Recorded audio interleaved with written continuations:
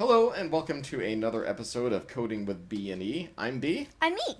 and today we're going to go a little bit further into our coding journey with the print function. But before we do that, we're going to talk about our homework assignment for last week. So I asked you to just experiment with some math in the Python interactive shell and with variables and some different things. So E, can you tell us what you did in the interactive shell? First, I declared my variable num equals 12. Then I did it wrong, so I redid it. Wait, how did you do it wrong? I did it right, but I didn't do it how I wanted. Okay. I didn't make it a string. Okay. I And wanted how do you make it a string? you use quotes. Good. Okay, go ahead. And then I did my variable times an integer, 78.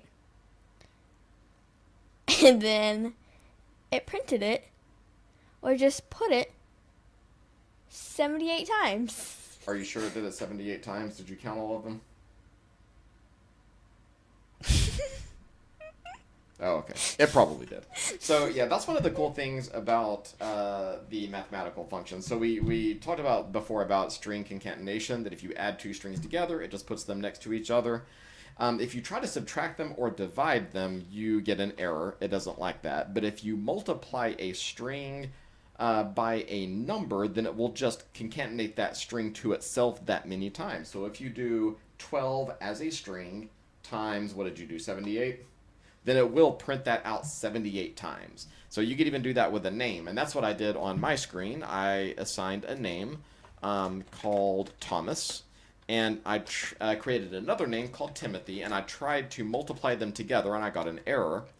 But when I multiplied name times one of my number variables, which was 15, I did Thomas times num2, which is 15, and it printed out Thomas 15 times. So something really cool that we can use in our code later on. All right, so let's go ahead and get into some new stuff. So this time we're going to take a look at the print function. E, can you tell us what a function is? Something that does something else. Yeah, and yeah, pretty much. It's just, again, just a short list of instructions that we can call, usually just by using, one command. It can do several different things at once. Later on, we're going to get into how to define our own functions. But for now, we're going to use one of the built-in functions. And this is a type of function called a method. And a method is just a function, a list of instructions that you can apply to one of our data types. So last week, or the last video, we learned about our different data types: integer, float, string, and boolean. And today we're going to do a method that we can apply to some of those data types, which is the print method. And I'm going to ask you to do this along with me as we go. So we're just going to type in the word print into our interactive shell. Then we're going to put an opening parentheses, and we're going to type in a string. So I'm just going to type in B and E, and then we're going to close our quote. Remember, you can use a single quote or a double quote, but the opening has to agree with the closing quote. Then I'm going to close my parentheses and hit enter, and it's going to print that to our console, to the interactive shell. And so notice that when I did this before, like if I just put in B and E as a string, then it prints it in it puts it in quotes, letting us know that that is a string. But whenever you print it, it just prints that text. It's not printing it as a string, but it's printing it as actual text to the console. We can also assign that to a variable. So I'm going to type in like names, or I'm just going to say string equals B and E. Go ahead and do that real quick. Why don't you define us a variable called string and set that equal to whatever you want. I did B and E, but you can do whatever you like.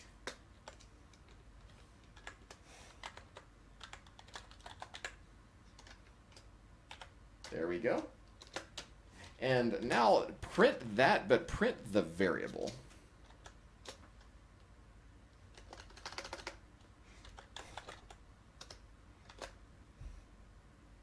So how do you print the variable that you just declared?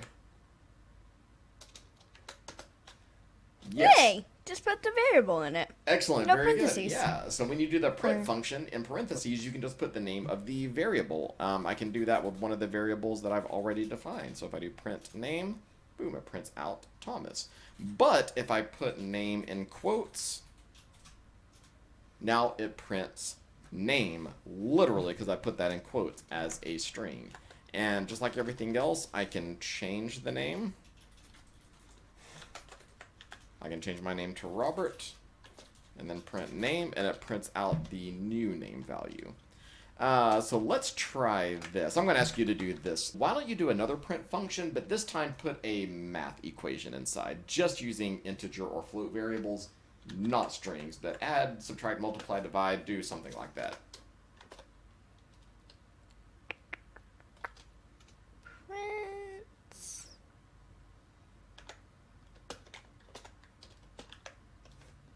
That?